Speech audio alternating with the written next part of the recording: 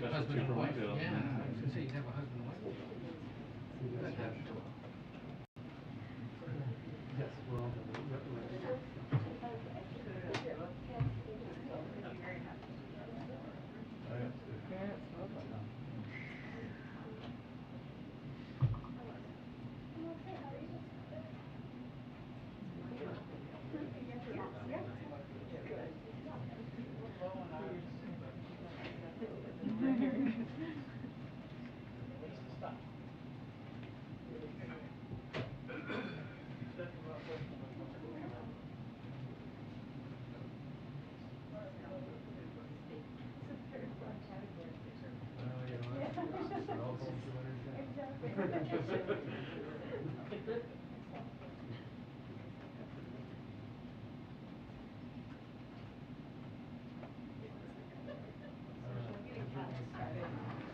Hi, everyone. Okay. A few minutes ago, you heard the president talk about Victory in Europe Day, which the world commemorated this weekend as a celebration of the end of World War II and a victory for the United States and the Allied forces over the scourge of fascism and aggression in the defense of freedom and democracy. While President Putin and the Russian people celebrated Victory Day today, we are seeing Russian forces commit war crimes and atrocities in Ukraine as they engage in a brutal war that is causing so much suffering and needless destruction. This day is supposed to be about celebrating peace and unity in Europe and the defeat of Nazis in World War II. That is what is celebrated every year in Russia as well. And instead, Putin is perverting history, changing history to or attempting to change it, I should say, to justify his unprovoked and unjustified war, which has brought catastrophic loss of life and immense human suffering. We're continuing to do what we can to provide support for Ukraine at this pivotal moment, flowing security, economic, and humanitarian assistance. Today, the president signed the Lend Lease Act into law, which adds to our suite of tools as we provide Ukraine with the weapons and equipment they need. Yesterday, as you all know, the First Lady visited Ukraine in a historic visit to meet with the First Lady of Ukraine. She did that purposefully on Mother's Day to be there and recognize the sacrifices of so many mothers during this time in Ukraine, and send an important message of solidarity. And our chargé on the ground led a group of diplomats temporarily returning to Kyiv to demonstrate our unity with the people of Ukraine on Victory in Europe Day as they fight to defend their freedom and their democracy. President Biden also spoke with our G7 partners yesterday and President Zelensky about our collective response to President Putin's brutal war, and we announced a new round of actions to ratchet up the pain on Putin. This includes banning U.S. services that help Russian elites and companies build wealth and evade sanctions, additional restrictions on a broad range of inputs and products like bulldozers and industrial engines that Putin needs for his military, and sanctions on big executives at Russia's largest banks and Russian military officials. The United States also sanctioned the top 3 most watched TV stations in Russia that bolster Putin's war by spreading his propaganda. And for the first time ever, the G7 agreed as a whole to ban or phase out Russian oil. We will keep building on our unprecedented sanctions that are enacting a heavy toll on Russia's economy, with GDP expected to collapse by double digits. Our export controls with more than 30 other countries have throttled Russia's access to critical technology it needs to maintain its military. With that, we'll allow me to kick it off. Thank you. We have the Prime Minister of Italy who's coming on Tuesday, and there's some pressures on the European bond market. I'm wondering, does the Biden administration believe that the European economy is facing recession solely because of the effects of Putin's war, or are there other factors at work? Well, we've seen the impact of President Putin's invasion of Ukraine here in the United States. We've seen in our own economy how inflation and inflationary data over the last several weeks or even months has been impacted a great deal by energy prices, and a great deal of that is because of President Putin's invasion. I don't have an assessment from here on the European economy other than to say we know, if we look at the past several months, even before the invasion, that the GDP here and our economic growth here was higher than the rest of the world, including Europe, because of the strength of the steps the president took earlier last year. So, they will have a range of topics to discuss, including ongoing efforts to hold President Putin and the Russian leadership to account, to continue to put in place crippling sanctions, to continue to support Ukrainians as they bravely fight this war against the Russians. And they will, of course, also discuss our close cooperation on promoting economic prosperity, increasing Europe's energy security, and combating climate change, all topics that we expect to be part of the preparations and on the agenda for the G7. Maybe one more on another topic. You suggested that peacefully protesting outside the homes of judges and Supreme Court justices is part of freedom of expression and part of what we do in the United States. But there's a law in Virginia that actually prohibits protest outside private residence, even when it's done peacefully. So I'm wondering if any sort of demonstrations outside private homes might run afoul of that law and other laws like it in other parts of the country. We're certainly not suggesting anyone break any laws. I would note that the president's view has long been, and I tweeted this earlier this morning and repeated and made a number of these comments last week as well, that violence, threats, and intimidation have no place in political discourse. Yes, we are a country that promotes democracy, and we certainly allow for peaceful protest in a range of places in the country. None of it should violate the law. No one is suggesting that.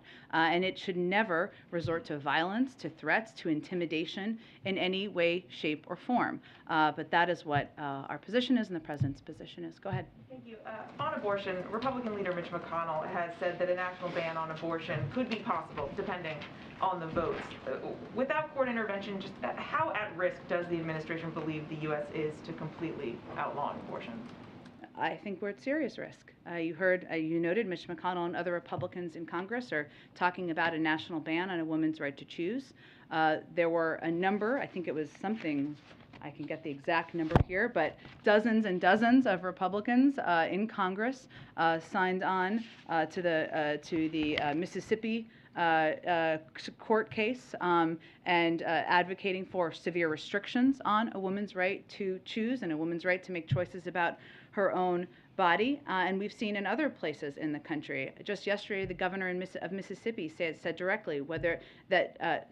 Just yesterday, the governor said directly whether they wouldn't say whether they would directly go after the right to use contraception, meaning that's another area where, so as the president has said over the course of the last nearly week, his concern is about, yes, a woman's right to make choices about her own health care, about what this final opinion could be. It's also about what choices could be made that go beyond that. I'd also note that Louisiana legislators advanced a bill to classify abortion as homicide, which would allow women who terminate their pregnancies to be charged with murder and potentially criminalize in vitro fertilization and forms of birth control. So in some ways, yes, you're seeing an outcry by the nearly 2/3 of the public, many of them peacefully protesting, who are concerned about what this opinion will say. But you're also seeing a number of Republicans in states and some in Congress double down on this potential to overturn a law that has been the law of the land for 50 years. You mentioned that the Mississippi governor and his comments on the possibility of banning certain types of contraception.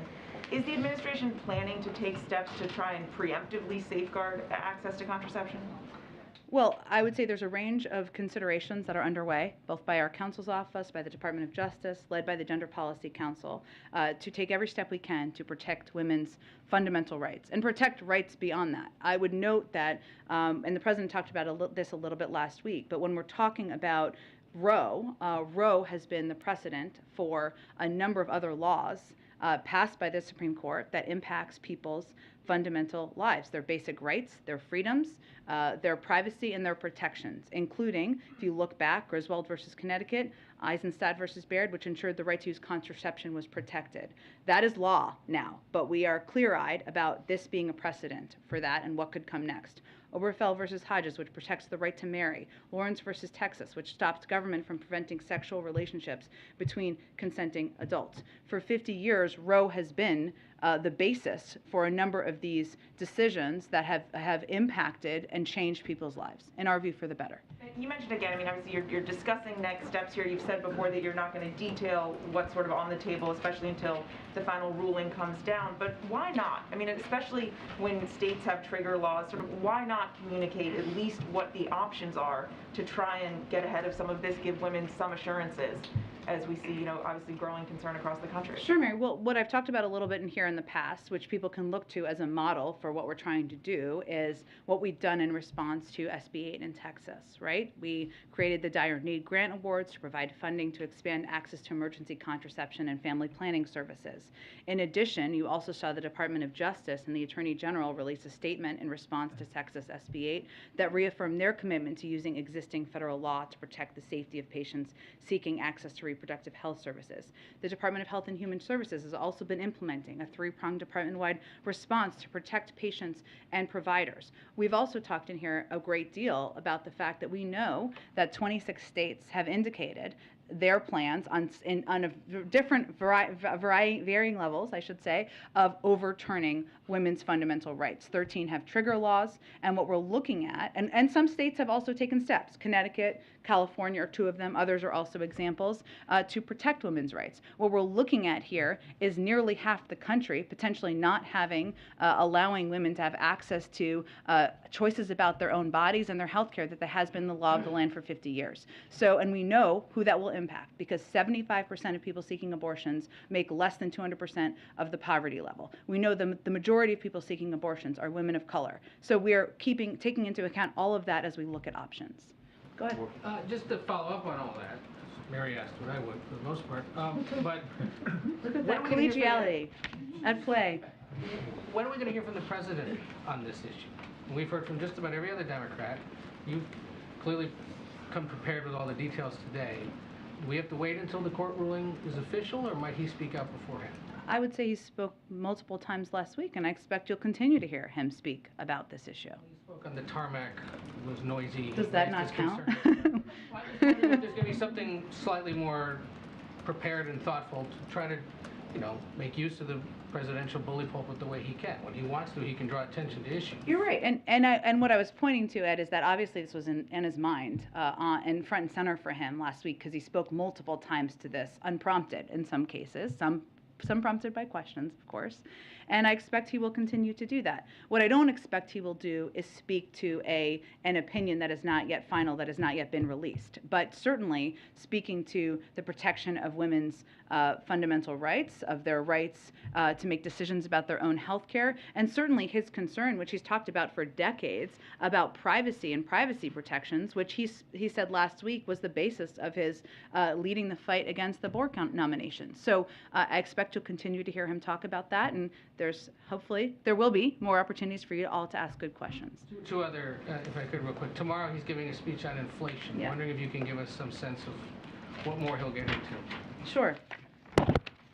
Well, I would note that as we announced and previewed a little bit, the president will be speaking to his plan, his continued plan to continue the fight to address inflation in the coming months. There's a lot of work that has been done to date on this front, whether it was the steps he's taken to address energy crisis, the release from the Strategic Petroleum Reserve, additional steps he's taken on that front, or whether it was steps he's taken even in recent weeks to fix the family glitch, to help more people have access to health care, or steps he announced in the last couple of weeks to make E15 available to thousands of people at gas stations across the country. But what you will also hear him talk about tomorrow is the contrast that his plan and the plans he has been implementing for months now draws with those on the other side of the aisle who have not put forward any plan to lower costs for the American people. So it will be his opportunity to lay that all out together. And there is growing concern about a persistent supply issue with infant baby formula. Yeah. There's about a 40% shortage right now. Major retailers having to limit how much people can buy, especially acute in places like Texas and Tennessee, Missouri, Iowa. This is partly an FDA issue, but it could be a Biden administration issue. Just wondering if you guys are planning on taking any steps to help remedy that.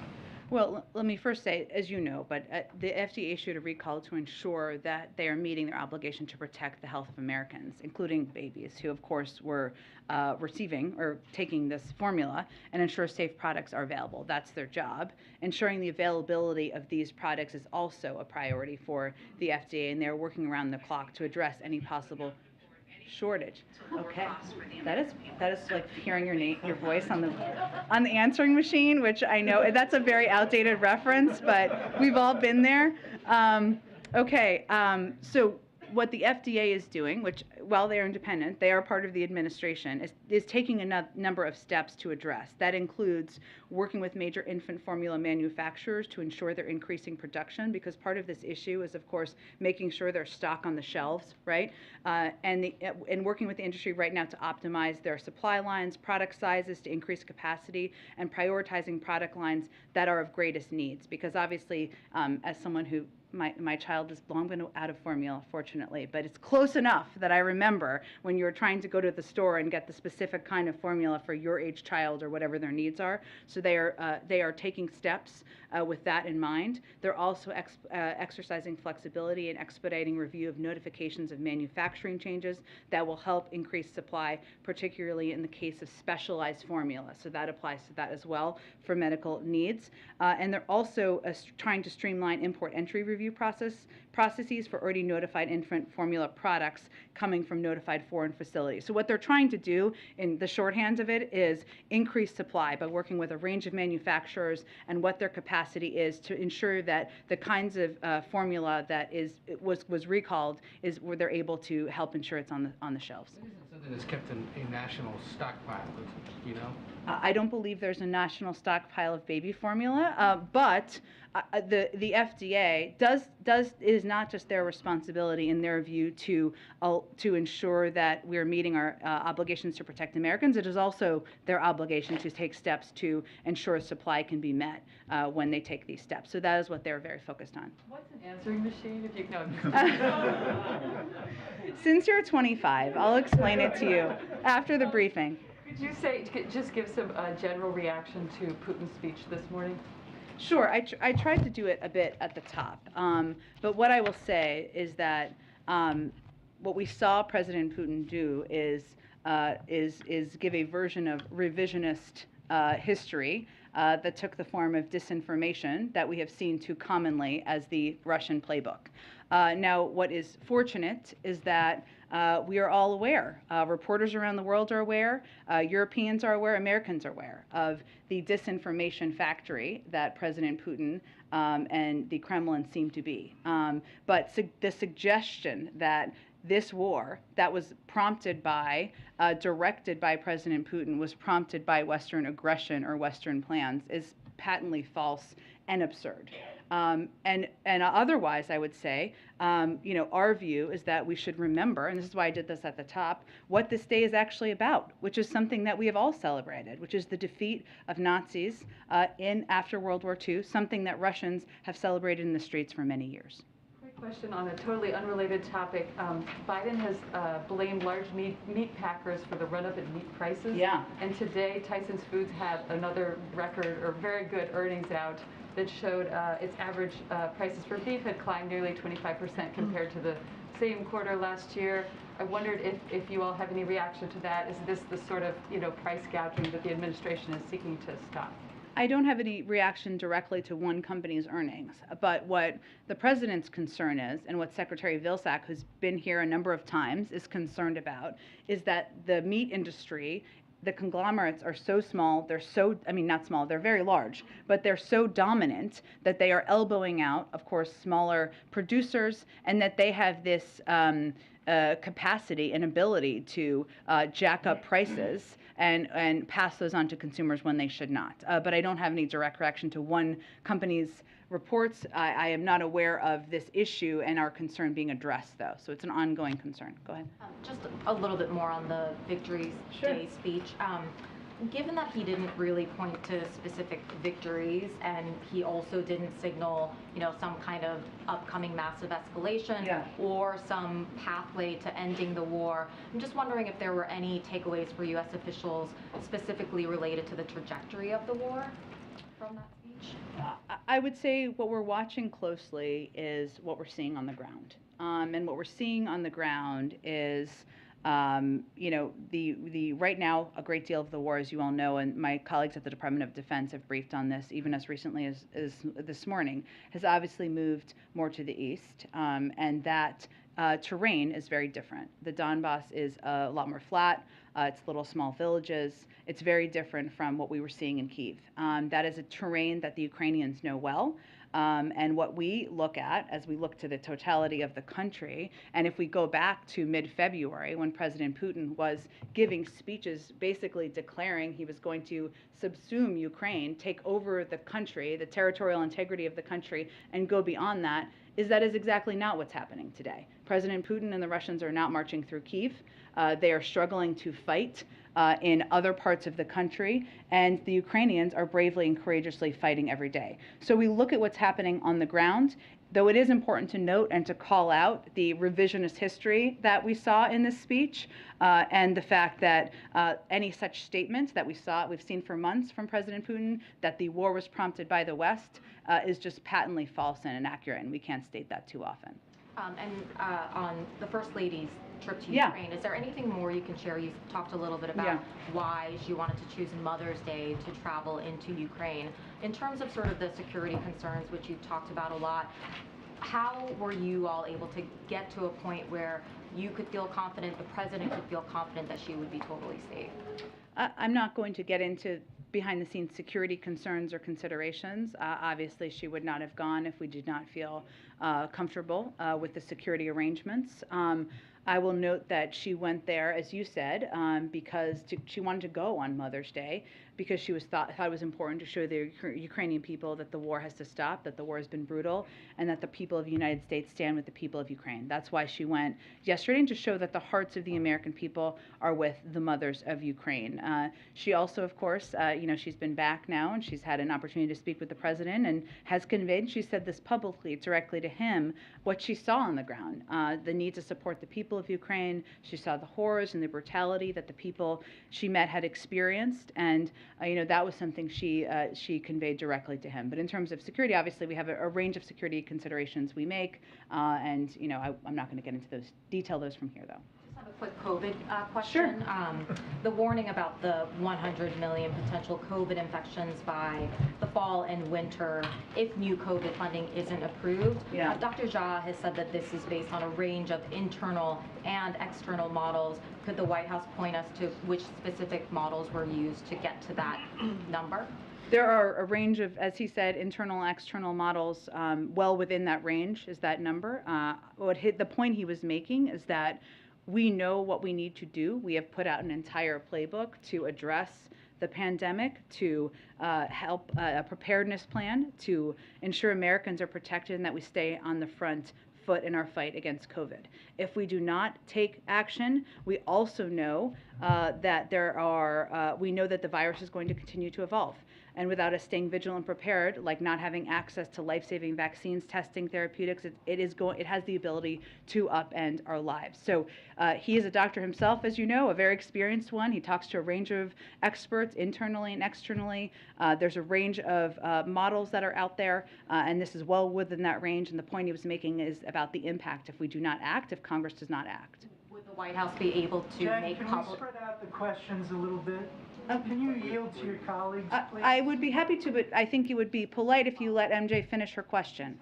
Several. Can Go you ahead. yield to your Could the colleagues? White House make public the range of models so that we're able to see how we got to that 100 million infections? I'm happy to see if there's more specific data we can make available, but what I can assure you of is that Dr. Jha is a very experienced public health expert. He talks to a range of officials internally and externally. That's what he's basing it on.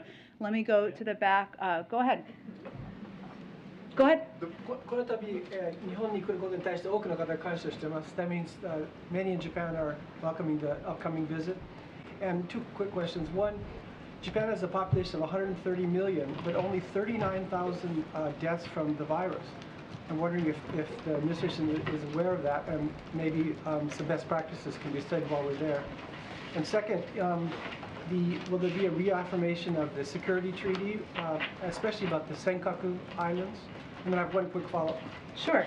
Well, what I can tell you is that we will certainly be doing a formal preview of the Asia trip, probably early next week, I would expect, before the president departs. While he is there, as you know, he's going to be holding bilateral meetings, including with his counterpart from Japan, and certainly discussing the ongoing COVID pandemic and the global fight to address the pandemic will be on the agenda, and we're grateful for Japan's contribution to that. They're also going to discuss a range of security issues, enhanced economic ties, climate change. There are a lot of topics that are on the agenda for this meeting, and of course, in light of North Korea's continued destabilizing actions in the region, including the test launch recently of multiple intercontinental ballistic missiles, the President will also make clear that our commitment to the security of Republic of Korea and our Japanese allies as well, range of topics, and we will have more, I promise. Go ahead. Just follow up. I brought this up before, but many of us who were embedded during the wars, we have a lot of personal relationships with people in Afghanistan as well as Sure. Iraq. We have one family, the Asher family, that have still haven't been able to get out. Just any update on, it's been almost 8 months, and these are really people that For gave the their lives for specific us. family, I'm more than happy to take their information and check in with the State Department after the briefing. Go ahead. Jen, thank you. Lots of summits and meetings in the next couple of weeks, Yes. even ahead of the travel. Do you have any preview on what the President's participation will be in the COVID summit? Sure. He will be addressing the COVID summit.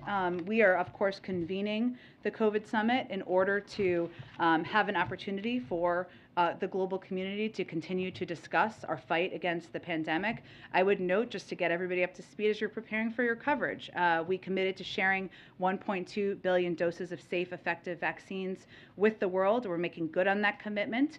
We've shipped over 530 million doses of vaccine to 115 countries around the world, over 4 times more than our next closest donor. But what we expect to be a topic, or what part of our agenda is for this meeting, is to talk about the fact that those doses are getting harder to place because countries' freezers are simply full, and we have tens of millions of unclaimed doses because countries lack the resources to build out their cold chain, which basically is their refrigeration systems, to fight disinformation and to hire vaccinators. And there are actually some good examples of where we've had funding, where we have worked with countries. So, for example, in Zambia, the U.S. government programs engaging local leaders in vaccine programs help double vaccination rates from 12 to 22%. We know meaningful gains are possible, but part of this is also going to be an opportunity to elevate the fact that we need additional funding to continue to be a part of this effort around the world. Is it going to be a problem if over on Capitol Hill they move ahead with the Ukraine aid package and sort of leave that COVID funding to the side right as this summit is convening? Well, that's an active conversation literally as we speak right now on Capitol Hill. So what I will tell you is that the President is absolutely committed to signing into law both the Ukraine funding and also COVID funding, and he will continue to fight for both. Go ahead. Thanks, Jen. Last week you mentioned that the administration is talking to a wide range of people about how to respond to this upcoming decision on abortion. Yeah. You mentioned business leaders. I'm just curious if you could elaborate on that. What kinds of businesses, and how do you see their role in this, in this response? I think the point I was making, I don't have business leaders to read out for you, and we're going to keep a lot of these conversations private, but I would note that 2/3 of the public, even in Fox News polls, have said that they don't want to overturn Roe v. Wade. This is a mainstream position for the majority of the public. I'm not saying everyone agrees on it. That's not at all what I'm saying, but it is about 2/3 of the public. So there are a lot of stakeholders, a lot of private sector citizens and leaders who are concerned about what they could see if this opinion if this is a final version or close to a final version of the opinion. And part of our role here is to engage with leaders, whether they're on Capitol Hill or they are women's leaders or they're in advocacy groups, and certainly private sector leaders as well. Go ahead. Thank you. The President and you have talked about the MAGA crowd or the ultra MAGA. How does that jibe with his desire to be the bipartisan guy? Well, the President's view is you can do both.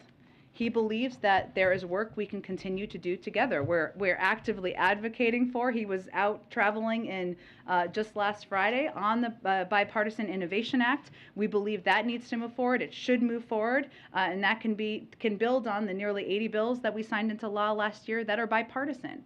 But he's also not going to stand by and not call out what he sees as ultra MAGA behavior, ultra MAGA policies that are out of the mainstream of the country and are not in the interest of the American people. Whether that is efforts to prevent a woman from making choices about her own health care, or whether that is Chairman Scott's policy and proposals on that would raise taxes on people making less than $100,000 a year.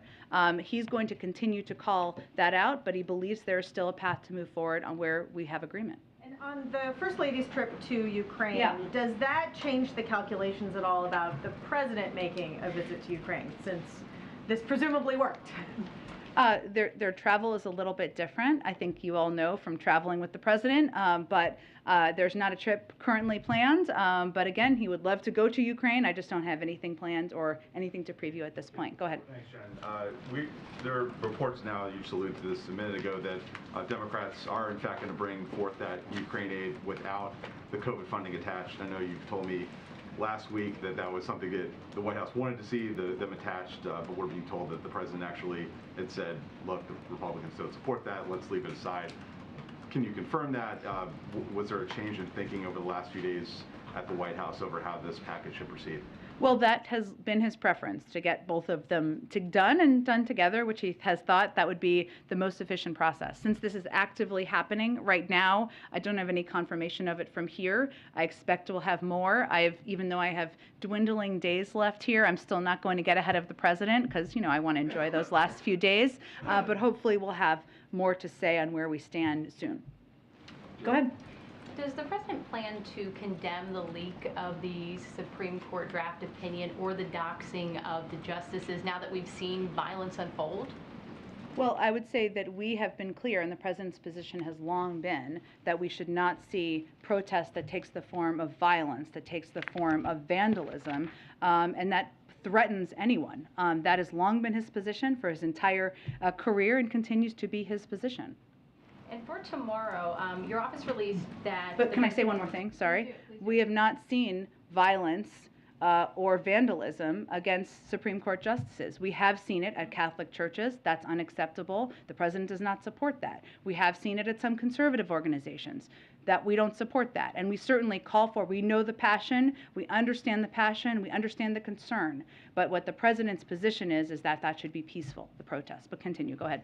And as for tomorrow, the president plans to offer, as you said, a contrast, and it was written, quote, to congressional Republicans' ultra-MAGA plan to raise taxes. Now, the Washington Post has called that claim false, that there is a Republican congressional plan to raise taxes. Why is this statement still being shared? Because Chairman Scott's plan, and we know he's asked for people to go to his website. We would encourage people to do the same thing and check out his plan that raises taxes for people making less than $100,000 a year. Mitch McConnell and this report, there aren't any other Republicans signing on to this at this point. So is it fair to say that Republicans as a whole are pushing? He's the chairman of the committee. If Republicans want to repudiate his plan, they should go do that. But otherwise, that continues to be what they're running on. So that's their position, not ours. Go ahead. Jen, is the White House satisfied with the legislative strategy on abortion rights, which appears to be to have this vote on Wednesday, which will fail, and then make this a midterm issue? Well, we support Leader Schumer's decision to get people on the record on this, on codifying Roe, and that's something the president would be happy to sign into law. At the same time, we certainly recognize that the votes, we don't have the votes. You can tell me, you cover the Hill closely, you can tell me if I'm wrong. We understand that, but we think it's important and an important issue to get people on the record on. Without getting into politics from here, again, I don't make the rules, I just try to follow them. In the president's statement last week, he noted that in order to take legislative action, we would need more Democratic senators, and we would need more pro-choice House members after the election in November.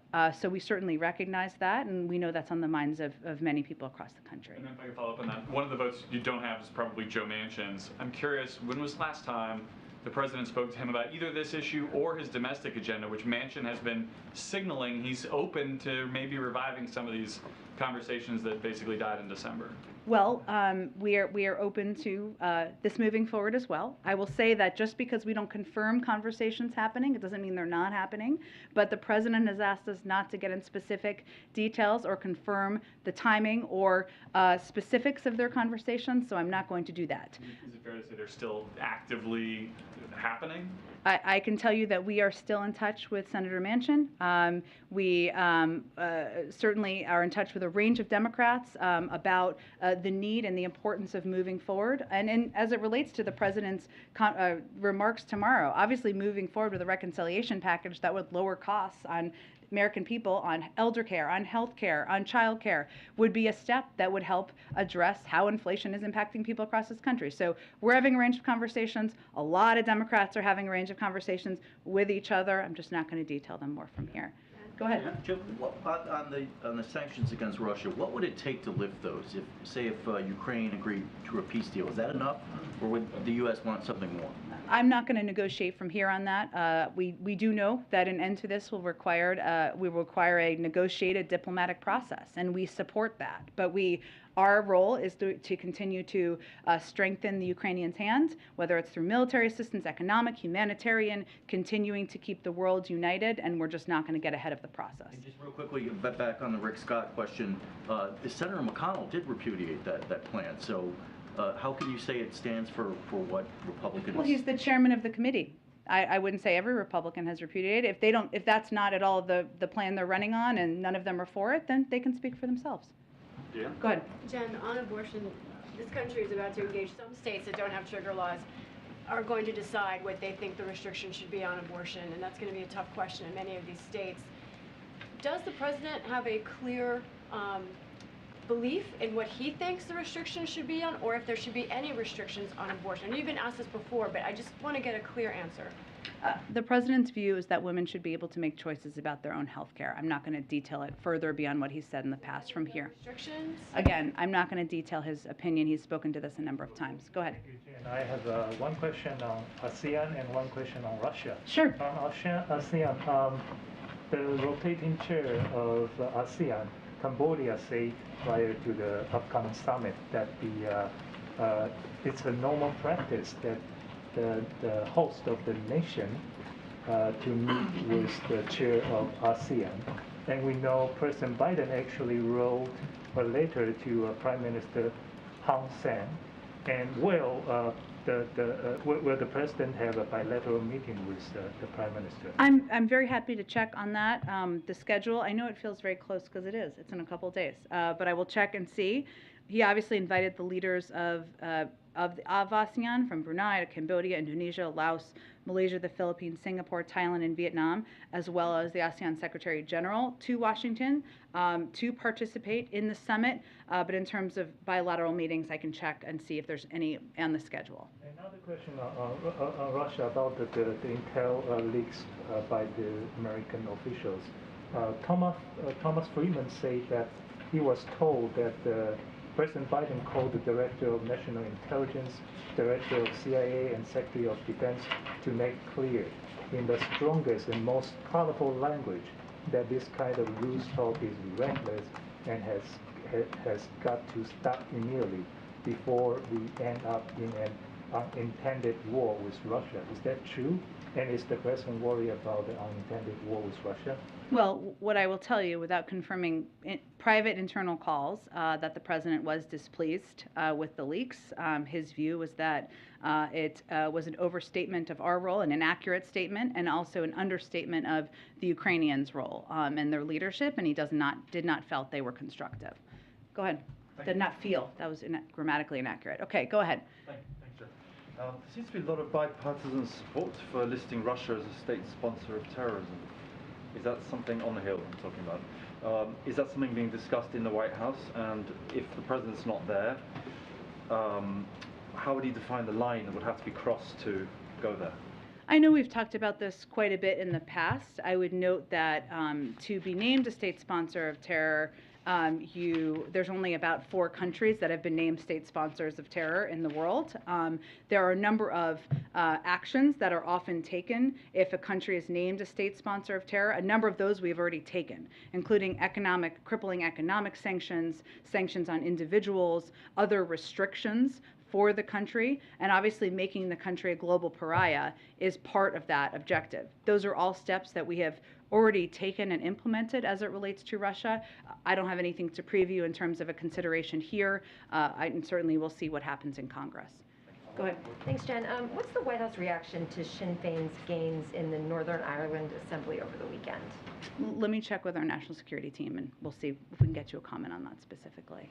Go ahead, John. Hey, Jen, you were unequivocal in condemning violence, but as you know, there's also some allies who are protesting outside Justice's homes, including Brett Kavanaugh, who, if there's any kind of a compromise conservative ruling that preserves some of Roe, he could be part of that with Roberts.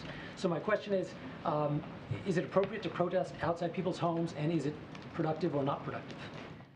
Look, I would say in terms of the productive question, that's not for me to speak to. Obviously, these justices make decisions as an independent body. How they are influenced or if they are influenced is not for me to make a determination of. We do believe in peaceful protests. We do not believe in or support any intimidation of any kind. Obviously, the violation or breaking of any law, as somebody raised before, or threats or intimidation of any individual. What we do support is people peacefully protesting, and they do that in a range of places. But you wouldn't wave anybody off for tactical reasons. We're not here to give tactical advice to protesters. What we are here to call for is peaceful protest, for people not to resort to violence, to vandalism, or certainly intimidation of any kind. Go ahead. Yeah, as we look ahead to tomorrow's inflation speech, let me ask you to look back at some of the warnings that were issued last year by Summers and Ratner and so on. In retrospect, were they right that some of the government policies were going to lead to inflation? I wouldn't say we agreed with them then, and we don't agree with them now. I would note that as it relates to actions like the American Rescue Plan, the alternative to not putting in place and advocating for the American Rescue Plan would have been the economy continuing to spiral, right? We were providing assistance and relief in the form of checks to people who needed that assistance at the time. That package also helped fund and prepare for a fight against COVID. It helped keep schools open. 100% of schools are open today, in large part because of the American Rescue Plan. It helps states and localities support and keep police, keep local authorities, keep local governments open at a time where that was in question. So we know, if we look at the recent inflation data, depending on which data you look at, 2/3 to even 70% of inflation data is a result of energy prices. A large part of that is the result, and Chairman Powell has spoken to this, and Secretary Yellen has also spoken to this, as a result of President Putin's invasion of Ukraine and the impact on the global energy markets. Those are all steps and impacts that I don't think anyone could have predicted a year ago. Go ahead. So, thanks, Jen. So on that, the economy is signaling some weakness going forward. What's the level of concern? First of all, is the president watching the markets and the data coming in, and what's his level of concern there's a recession in the next 12 months? Well, as you know, we don't really speak to or comment on the judgments, ups and downs of the stock market, or the daily movement of the stock market, I should say. Well, it's volatile. We've seen that, and we certainly monitor it from here. I would note that since President Biden took office, the market is up considerably. When we look at economic data internally, and when a lot of external economists look at economic data, they look at the fact that we've created over 8 million jobs since the president took office, that the unemployment rate has dropped to 3.6%, that GDP grew up 5.7% last year, the fastest rate since 1984, and also that household balance sheets are strong and businesses are investing in the United States. So we look at that base data, that data, as we look at the economy, and of course we continue to monitor as data comes in and as we see fluctuations. So what's his level of concern about a recession? Again, we monitor it. We are continuing to. We're not predicting that at this point in time. One more thing on new sanctions that was just announced on Russia. Yeah. But China last week cut tariffs on coal from Russia coming in to 0. The Chinese have also had a record imports last month from China, from Russia to China. 57% was the increase. At what point is China breaking the sanctions? And then when is the president going to stand up and say, and call out China to stop this behavior in supporting Russia? We clearly will watch closely, and if that were to happen, I don't think we have seen to date a breaking of the sanctions at this point in time. Go ahead. Thanks, Jen. Thanks. I'd like to ask you first about the coronavirus and then about a transparency matter. Sure. On the coronavirus, the CDC data indicate that we are getting pretty close to the 1 million death mark. Yeah. Some outlets say we've already crossed 1 million deaths. I was hoping, as we're talking about potentially rolling back tariffs on Chinese goods, can you say, where the tariffs question comes into pushing China to be transparent on the origins? And can you detail anything that President Biden has done with his levers of power, be it sanctions or tariffs or anything else, to press for transparency from China? Okay, there was a lot packed in there, so let me do my best here. I would say first, as you noted at the top, or at the top of your question, we track the CDC data as well as Johns Hopkins data, and you are right, we are getting close to 1 million, and we will be marking that from here, and as we get closer, we'll have more to mark from here. The president has had recent engagements with President Xi, as we have had, at a very high level from a range of national security officials, and we always raise transparency in those conversations, but I don't have more to read out from those at this point in time. And what was the third part? Or tariffs, or, is There's an that part of the ongoing question? review. I would look at it separately from the COVID deaths or from Russia. There's an ongoing review on Chinese tariffs. We've been looking at those through the prism of how they're impacting industries here in the United States. We feel that a number of them have not been constructive and have hurt, had a negative impact on a number of industries. So we're looking at and we're continuing our review of that, which is being led by our ambassador, Catherine Tai. Would tariffs be used to pressure China to be transparent, though? I mean, is that part of the consideration at all when considering rolling them back? Well, again, we consider a range of factors as we look at the tariffs. The largest factor is the impact on the economy and a range of industries. And the transparency question I have, in 2017 and 2018, the president routed $13 million of income through S corporations. There are some ethics experts who are calling on him to divulge the specific sources of income in those revenue streams. Richard Painter, who ran for the Senate as a Democrat, has been among those who are calling for this. Will President Biden be releasing the sources of income that were in that $13 million, particularly as there's attention being paid to his son and whether he earned any money from his businesses? Well, again, the president doesn't have dealings with his family members about business, and he has released decades of tax returns, which is more than I can say for his predecessor. Go ahead. Thanks, John. I wanted to ask about North Korea. So some South Korean officials are saying that North Korea is likely to conduct another nuclear test around the time that President Biden goes to South Korea. Is the president monitoring this, and is the White House going to roll out any preemptive sanctions in the next week or so? Well, I will say we are certainly monitoring, and I would note that when the president goes to South Korea and Japan, North Korea, especially given their recent tasks, will be front and center in the agenda and discussing security in the region with them. I don't have anything to predict or preview in terms of any preemptive sanctions or actions. Just ask, the new South Korean president is coming in tomorrow, and he's expected to take a much more hawkish stance on China and North Korea compared to his predecessor, who wanted to really work closely with North Korea. So does the White House welcome this kind of new hawkish stance against the two countries? The president looks forward to having a conversation with him about security in the region and, of course, denuclearization of the peninsula. Go ahead. Thank you so much. Just a Last few one. Go ahead. follow-up Yeah. questions. About the Cambodian Prime Minister. Sure. He's been in power since 1985, which is the last time answering machines were a thing. Yeah. More recently than that, I would say, but He's been accused of corruption. Yes. Of violence, of repression. It's the first time he's come to the White House. How does the White House respond to criticism that by allowing him in here and meeting with him, you're legitimizing that?